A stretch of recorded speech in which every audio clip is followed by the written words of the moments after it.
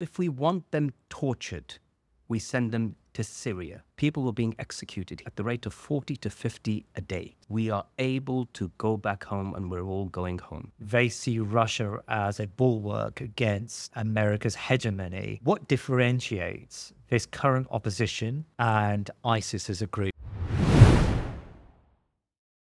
The Syrian revolution began in 2011 as a grassroots civil society uprising against one of the most tyrannical rulers in the Muslim world. Bashar al-Assad, like his father before him, presided over a state of terror with disappearances, secret police repression, and a punitive state machinery that governed through fear. Assad styled himself as an anti-imperialist, when in reality, he had colluded with the West in past conflicts. And after 9/11, Syria became a favored place for the Americans to render suspects for horrific torture. But because of the nature of social media, a narrative has taken hold that disparages the Syrian opposition. Today, we want to address some of these accusations. Now, today we have Moazzam Begg, who is the senior director of CAGE, the author of the book Enemy Combatant, a book about his time as a detainee, first in Bagram and then in Guantanamo Bay's detention facility. He also spent time in Syria during the revolution as part of his investigation into the Assad regime's complicity in the CIA torture program.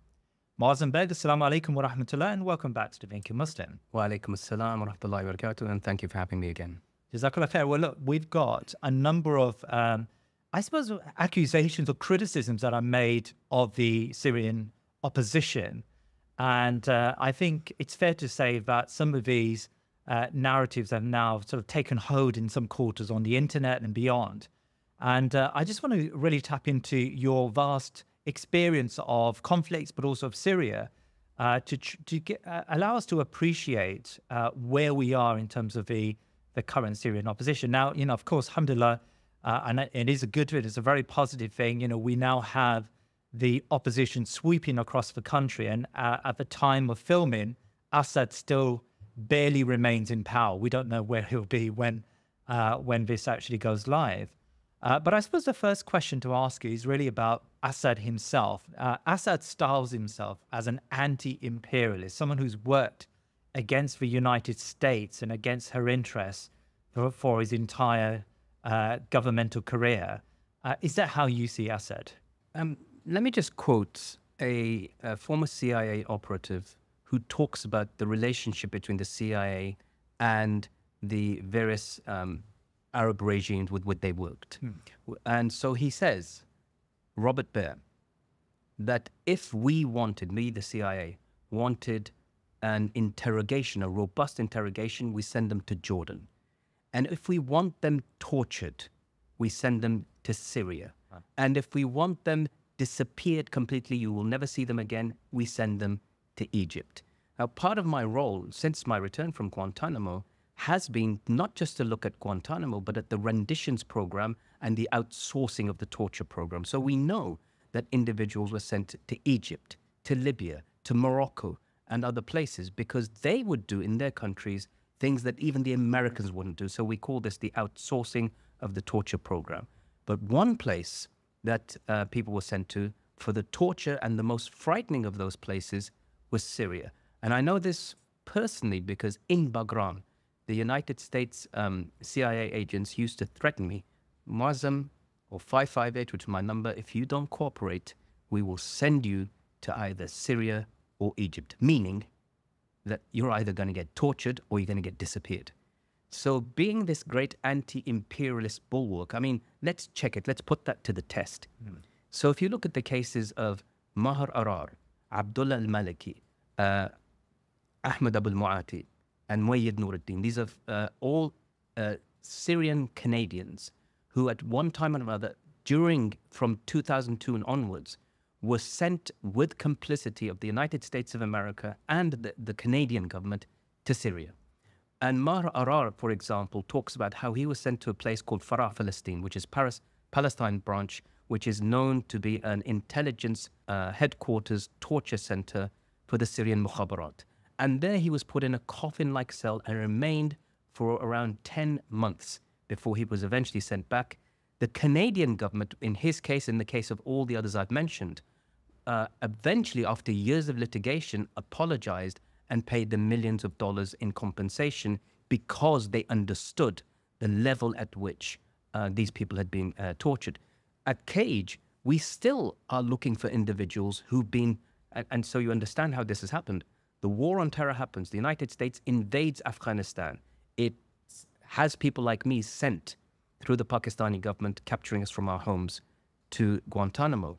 There are people like Abu Khalid al-Suri, like Mustafa Set Mariam Nasser, and others who are grabbed by the CIA and handed over where? To Guantanamo? No, to the Assad regime, where they remain in prison for years on end. In fact, one of the reasons why I, as you said, I went to Syria during the revolution wasn't to meet with individuals who'd been part of that rendition program. Right. And I did meet some, including Abu Khalid, who, of course, became a leader of one of the other groups, Ahrar al-Sham. But the point was that this network of the rendition program, I met one Libyan guy who had been sent from Syria to Libya to be tortured because the information was given by British intelligence. MI5 intercepted a conversation that he had with somebody in Britain, and they gave that information to the Assad regime. So there was, the British were working alongside, at least in some matters, with the Assad regime. And there's several others. We've come across the case of Mohammed Zamar, who was renditioned from Germany to Syria and tortured there. So there are several nationals of the West who are originally Syrians, but nonetheless Western nationals, that have been working alongside, have been tortured because their governments have been working alongside Syria in the war on terror. So let me get this straight. It's not just that they're being sent to Syria, but there is active collusion. There was active collusion between the Syrian security forces and the security forces in, say, America or Britain, where information was being relayed as a result of this torture campaign. Yeah, so we understand this. It's intelligence cooperation, because after the war on terror, and it's really it's important we understand this. Why is the so-called part of what's apparently part of the axis of evil, a state sponsor of terrorism, at least according to the United States of America, meaning Syria? How come they're working with intelligence services of the West, which is undeniable? And the answer is, of course, we may dislike you, but these people we dislike even more. And that means essentially any quote-unquote Islamists or people who want Islamic solutions for the future of their countries. Right. We have seen over the last few days amazing, spectacular scenes of prisoners being released. Some prisoners being in Hama, for example, have been in prison for 40 years since the uprising in the 1980s. What do you think these people have gone through? Well, here's an example. There's a lady, her name is Hiba Dabbagh, and she wrote a book called Just 5 Minutes. And she was in 1982, 18 years old, when the Mukhabarat came to knock on her door. They'd already taken her father and her brothers, and eventually they were killed. She and then her mother were taken into custody, and those 5 minutes turned into 9 years. And they are 9 years of, it's a hard book she's written called Just 5 Minutes. And when you read it, you come across all of the cases, how she describes the torture, the sexual violence, the rape, the beatings and the murder. And not just the people from the Muslim Brotherhood, of which she's accused of being connected to, but people from other different groups, including dissident Alawites, including leftists and so forth. So everybody's non-Baathists who are not part of the regime's own version of Arab nationalism are being killed and tortured for decades. I want to tell you a little story of a man I met. His name is Abu Ahmed. And I met him in Idlib when I was living there. He'd lost one eye because it had been poked out by the Hafiz al-Assad's soldiers when they took him into custody. He's the father of Bashar al-Assad. Yes, Hafiz al-Assad is the father, yes.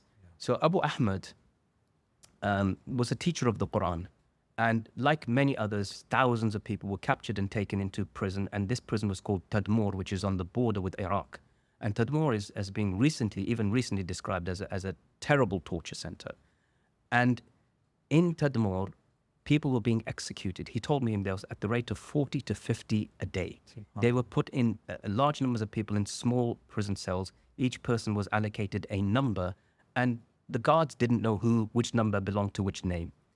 When his number was called, he told me this himself, and it sends shockwaves down your spine. And he said that when my number was called, I was either lying down or asleep. And one of my students, who I didn't know, he went in my place and he was executed. And that's how I'm still alive. And so you imagine him, that's his experience. The most conservative estimates say 25,000 people were killed, and at most 40,000 people were killed. If you ask people today, do you know about the Hama massacre? Most people have never heard of it. Yeah. Yet it happened in 1982. And the backdrop of that is so important because Hama has now just fallen to the rebels. And this lady, Hiba, the bell I talked to you about, my wife recently got a message from her who knows her. And she said, I'm now, after 40 years, planning to go back to my home. Yeah. Moazzam, off camera, we had a conversation about just the feeling of jubilation that exists within the Syrian communities around the world. And, you know, you've, through your role in Cage and also family connections, you've got lots of connections with Syrians. I mean, tell me a little bit about the feeling you're getting from Syrians who've been dispersed around the world. Indeed, I have Syrians in my family. One of my son is married to a Syrian. I've lived there and I'm still maintaining those connections. Sure. You know, I spoke to a brother who was working for Médecins Sans Frontières. Yeah. And I lived with him very closely, and I called him and said, how are things there? How are you feeling now this has happened? Are you safe? And so forth. He said he was so happy, ecstatic. He said, for the first time, us as internally displaced refugees or persons, we are able to go back home and we're all going home. Wow. Now, this idea of you're all okay in Syria, and if you had to leave your home for 8 years or 10 years or 50 years, it's a price worth paying. It's completely taking away from the Syrian experience because it doesn't play into the narrative that some people want to push. Well, Ben, can I talk about that narrative? Because I was going to ask you about this later, but I think it's probably apt to do that now. There is a impression we get from some sources on the internet that, in particular from the left and some parts of the left, that argue that this is the wrong time and Assad is a positive figure, and this is all part of a major plan. And somehow that Syrians should bear that pain, if they even believe there is pain, but should bear that pain for the sake of some greater good. I mean, how would you address this? In particular, I want you to talk about, because you have, through Cage, you've had lots of conversations with, naturally because of the work you do, you've had conversations with people from the left. A lot of them have just been horrendous on this issue. So let's just look at this now for context, right? It's really important. We, as Muslims, as people who believe in justice, who believe in holding power to justice, the powerful to justice, we look at the suffering of the Palestinians and we rightly act in whatever way we can and do whatever we can and hold our voices, even if it comes at some risk to ourselves. Yes. But we did that for Syria right through the revolution. Yeah. Many people may know that the British government attempted to lock me away for 15 years because I was in Syria investigating the role of the CIA and MI5 and so forth, and attempting to at least to send a generator to one of the brothers who needed their electricity, and they tried to deem that as terrorism. And this is the most important part, because from 2014, at least, if it wasn't even before that, it was the Muslim community, all of us, for supporting Syria being criminalized. Yeah. And that became the major player of the Islamophobic and structural racism that came upon us from the state in the form of that Islamophobia, meaning we're passing law after law, including Prevent, which came off the back of the Syrian conflict. Yes. And there were hundreds of Muslims that went from here to help. I know several doctors, I know 2 who were killed trying to help in the refugee camps. Yes, of course, some people joined ISIS and so forth, and with that stick, we were all beaten. But in relation to the left and their vision of us, one thing that has been forgotten totally, if 43,000 Palestinians have been killed right now, then that is something we cannot stand for. But then what will you say when 610,000 Syrians have been killed? Yeah. Why is that number simply just a statistic that you're not even prepared to look at? It means that you have dehumanized the Syrians to the level of which you would not do that to anybody else. And the Syrians, most of the Syrians you'll find from the opposition, they all support Palestine. They all support Gaza. They all support the resistance there. You won't find anybody coming along, except unless they're twisted, that they will come along and say that we don't care what's happening to the Palestinians. I simply have not come across that from any of the rebels. Yeah. So can I ask you why? Why are they so blinkered in a way? You know, they support Palestine, and you know the impression we've got over the last 13, 14 months is one of just positive allyship. These people are supporting a just cause. But on Syria, they're willing to forsake humanity and justice. Like, what's going on there conceptually in their universe that allows them to dismiss Syrians and their struggle and yet embrace another struggle for justice?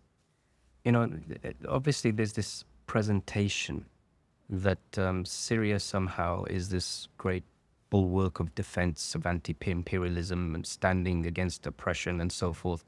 But, you know, it's a simple question. During the entire period of the war on terror years, how many pro-Assad supporters were getting arrested by the British security services? Sure. How many of them were getting detained at airports? How many of them were getting questioned under Schedule 7? How many of them were having their bank accounts closed? It was happening to all of us, including me, all of us. So you can see on the one hand that you're free as an anti-imperialist to do whatever you want. You can talk all about your anti-imperialism without being targeted. And why is that? Yeah. Why is the state not coming after you? Why are they coming after me? Why are they coming after the Muslims? And so you have to ask yourself, in the same way, Assad, why is the West isn't going after Assad? Even when they bombed Assad, there was one occasion when the Americans bombed Assad, and I think 3 or 4 people were killed out of the 50 cruise missile strikes. I was in Afghanistan when the Americans fired cruise missiles. They killed thousands of people. So that was a coordinated strike with the Russians.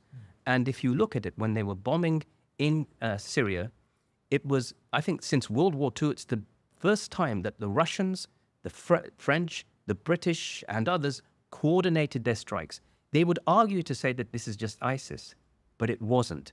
They were targeting the other rebel groups because the thing that was in common, that the West, Assad, Russia, were saying that these are all Al-Qaeda, these are all terrorists. And using the language of terrorism, it's our experiences. Once you've done that, you've delegitimized and dehumanized those Muslims. And it's unfortunate that Iran would step into that because they get called terrorists all the time. Yeah. And they should actually become a little more politically wise, that you start calling people terrorists.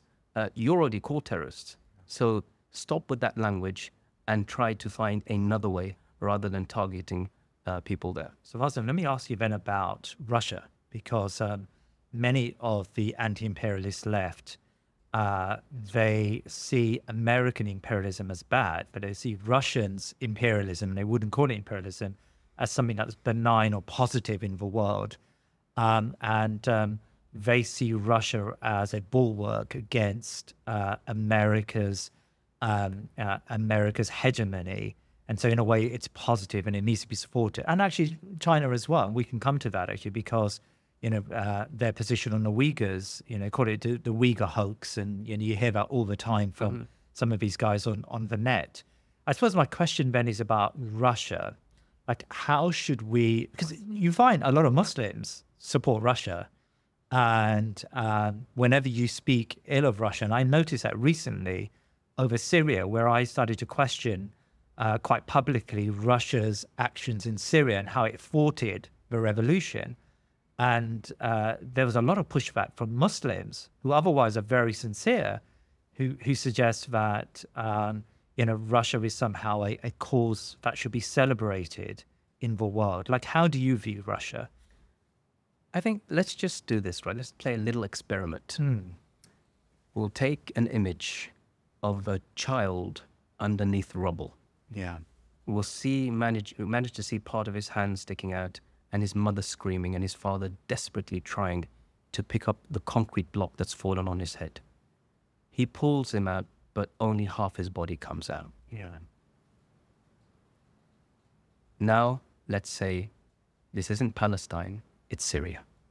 Because that's what was going on for the past, from 2015 until recently, with the Russians bombing right through Aleppo and beyond and nobody cared. And that was happening, and I'm telling you, even now, the Russians have bombed and they've wiped out several entire families. And if you were just to the uninitiated, those who don't know, and say,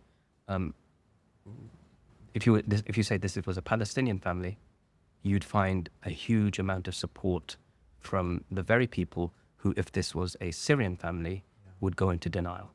And that's essentially what's been going on here. The dehumanization. There's an active dehumanization. And if your heart breaks for seeing what happens to the Palestinians, your heart should equally break for what you see happening there, unless you have an entirely different agenda. And if that is the case, then even your support for the Palestinians is questionable. Because what if tomorrow, let's just say, and this is a fact, what if tomorrow, after all, the resistance in Gaza is very Islamic? If tomorrow they turn around and say that we are an Islamic resistance, as some of the leaders already said, like Dalal Nasser from the Islamic resistance, he said that the Syrian resistance is equal to the Palestinian, that a Syrian child and a Lebanese child and a Palestinian child are all equal in their worth in the sight of this ummah. And they have quoted the Quran and the Sunnah and said that the only way that we revive our deen is through this. Are they really, as the left or whoever they are, really going to embrace this? The answer is no. Yeah. Can I move on to the opposition? Because the narrative in, I think, similar circles is that the opposition are all ISIS and al-Qaeda. Now, you've worked with the opposition in collecting information and research for Cage. So you've got some understanding of the opposition. Like, explain who they are, and in particular HTS and their affiliations and where they stand on this sort of spectrum of understanding. Yeah. So in the Syrian revolution, there have been a multitude of different groups, and it's fair to say that it started with officers from the military who set up the Free Syrian Army. Yeah. Because of the targeting, because of the sectarian nature that was imposed upon them, and that when they responded to peaceful protests during the Arab Spring, there was a deeply brutal massacre that took place of protesters. I've met so many of them who were shot, paralyzed. I used to speak to one man who was actually paralyzed as a result of what happened to him being shot by Syrian soldiers. Women taken into custody, raped, the infamous case of Hamza al-Khatib, the young boy who was tortured to death, who was just 13 years old. So there's so much of this going on. The opposition, essentially, this was the Free Syrian Army. Then you had a group like Ahrar al-Sham, or Harkat al-Ahrar al-Sham al-Islami, which was led by Hassan Aboud, these are all people who were former prisoners, but they had a vision for Islam. And if you especially look at Ahrar al-Sham, what's happening now with HTS is exactly what they wanted back that time. But Jabhat al-Nusra, or the Nusra Front, saw them as a little bit too moderate. Now, the Nusra Front, which is essentially, this has gone through several transformations. it was al-Qaeda in Syria. That's essentially what it was, right? Yeah. And it originated from Iraq and its connection to the original anti-ISIS, anti-US ISIS, or Islamic State in Iraq, rather, in Iraq. Yeah. So that went through a transformation. They separated, and Jolani set up his own group, Jabhat al-Nusra, and then it eventually, they started to change and they amalgamated with other groups, including Ahrar al-Sham, and set up... HTS. No, before that, it was... I forget the name now. But nonetheless, they formed together a group with the aim of being united. And then there was the last transformation, which was HTS, Hayat al-Tahrir al-Sham. Right. So the group was called Jabhat Fath al-Sham. So that transformed. And it started to change its views. There was a purge. They arrested several people, including people we know, including all sorts from across the board, not just those who were quote-unquote pro-Al-Qaeda. And there was arrests, there was people mistreated and so forth. That did happen, we know that for sure. But there definitely has been a transformation, an attempt to placate, allay the fears of minorities, of the West and beyond, to say that we are not here to target anyone outside our borders. And essentially, this is a struggle for the Syrian people, an Islamic struggle, but for the Syrian people inside. And that's the language that Jolani has been passing through. And that is, from my understanding, what has been happening on the streets. People are sick to death of living under a torturous regime where you can't raise your head, where every second person around you could be spying upon you. And that's the old, style of the Assad regime. And it's past its sell-by date. It by necessity now, I don't think anybody on the streets wants the old anymore, whether they are pro-HTS or pro-Free Syrian Army or the Syrian National Army, which is the other part of this rebel group. Yes. The Syrian National Army, which is kind of more pro-Turkish or controlled, or areas that are controlled by the Turks, they're also pushing forward. And eventually, I think the speed with which this is happening, it's just a question of time before Assad falls. Inshallah, I've just got a quick notification here about the rebellion is now 5 kilometers away from Damascus. Alhamdulillah, it's proceeding very fast. So Moazzam, I just want to pick up on that point you mentioned there about ISIS, because we still get this, that the Syrian opposition are all ISIS. Like, what differentiates this current opposition and ISIS as a group? Can you spell that out for us, please? Yeah, I mean, one of the things that I think anybody who makes the ISIS accusation against the rebels or the opposition is that, do you know the relationship between ISIS and the opposition? Yeah. Do you know that just as we're hearing now that the rebels are approaching Damascus, that they were approaching Damascus in 2014, and that in fact areas near Damascus like Yarmouk and so forth had been obliterated, which was full of Palestinians by the Assad regime. So those who think that the Assad regime is defending Palestinians, not at all. And so it was the rise of ISIS in the midst of the revolution and the rebels that literally stabbed them in the back. Right. Despite the various, it's true that there were many different groups, but they had come to a point at which, in a unified way, they were encroaching upon the regions that were, Damascus was in their sights. Yeah. And then ISIS came and declared its so-called caliphate. If you're not with us, you're against us. And I know people personally who were captured by them and executed, beheaded. Right. There was a man that we used to live with their family. My wife was working in the hospital and looked after by his wife. I used to look after his kids when he'd be gone. And his name was Abu Suleiman. And ISIS took him into custody.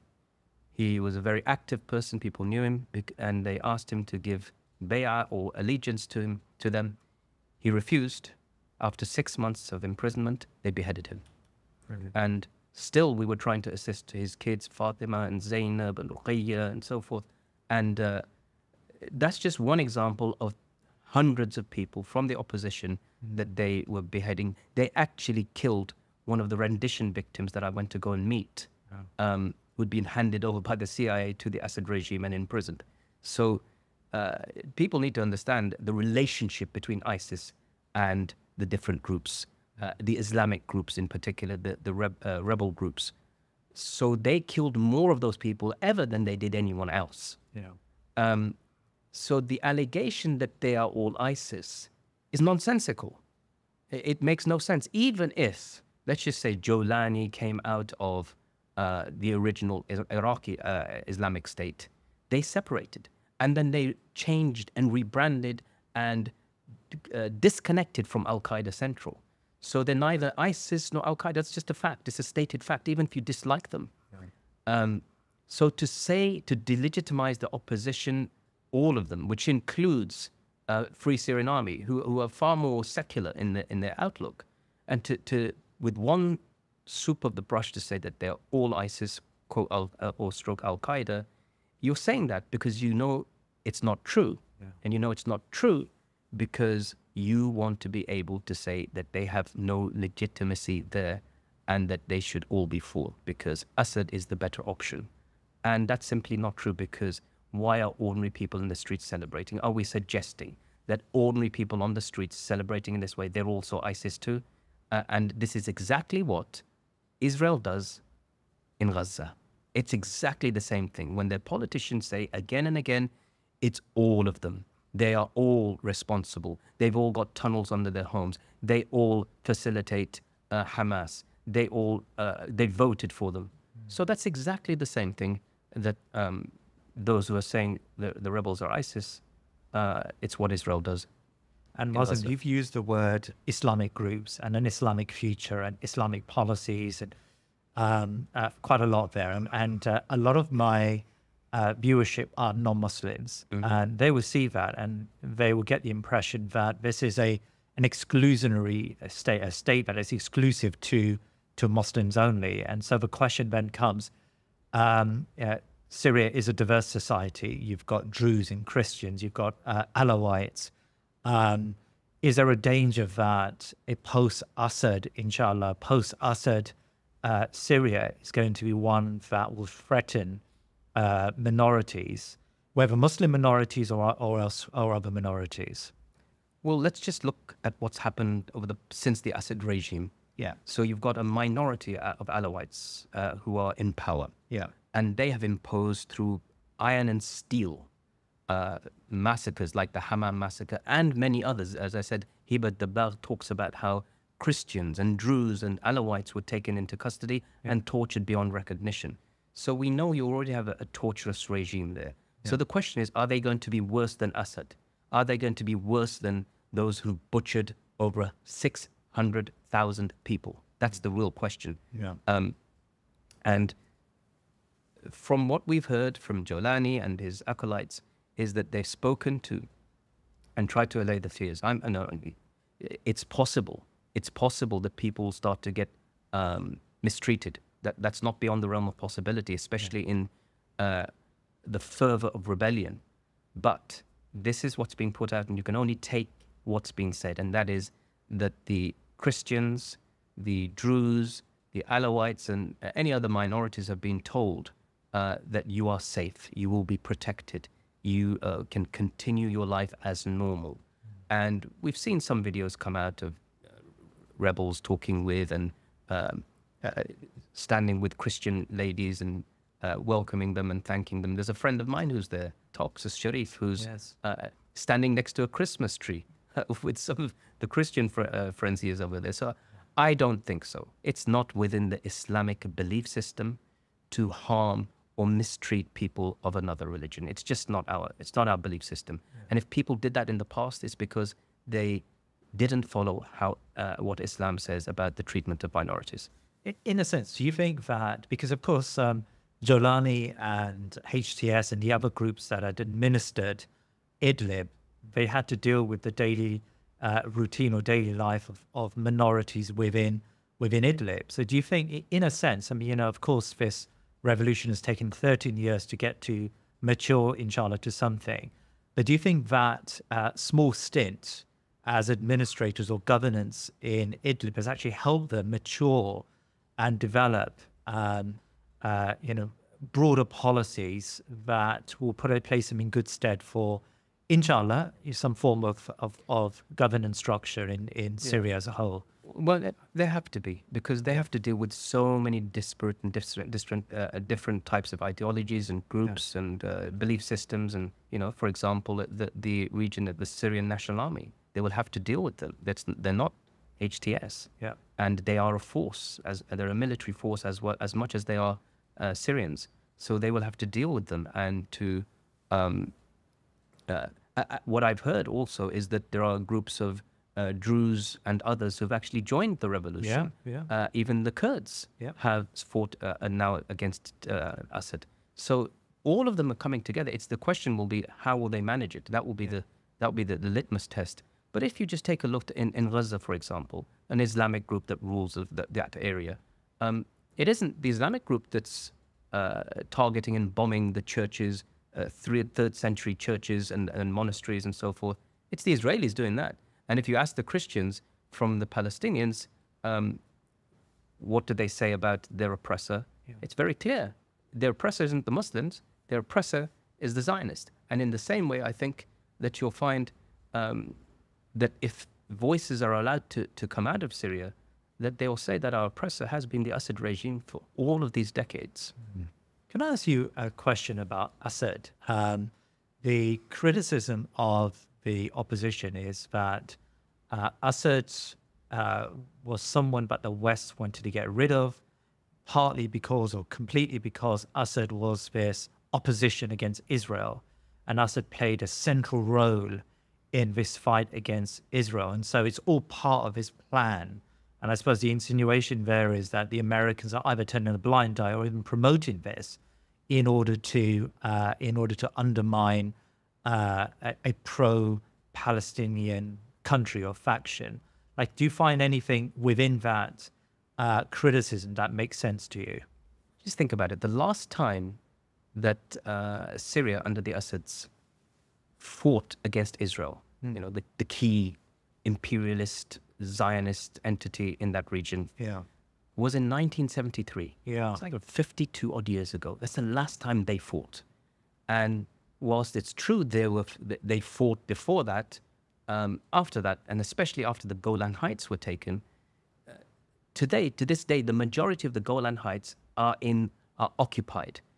Several years after the war in 73, Israel annexed the whole place. It is now Israeli territory. And they'd even got a brigade called the Golani Brigade, which is fighting in Gaza and taking a bit of a kicking from what I've understood. But they have totally occupied it. So the question is this, that your country borders this place that you're supposed to be this great anti-imperialist against. What have you ever done for 50 years to take, let alone to defend or to help or to arm the resistance in Gaza, or to fight or to send your troops there or your aircraft to defend them?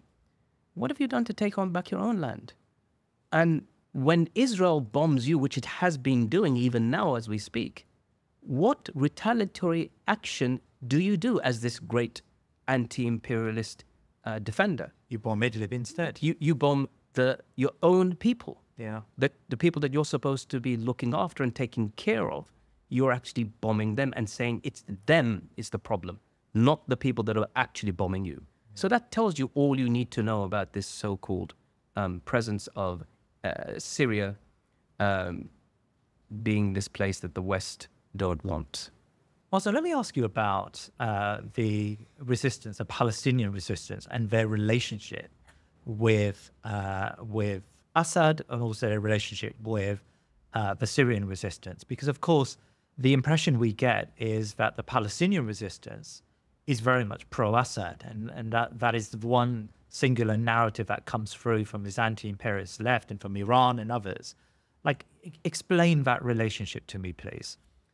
So first of all, let's look at this. Ideologically, they come from the same place. They both essentially come from the ideas of the Muslim Brotherhood.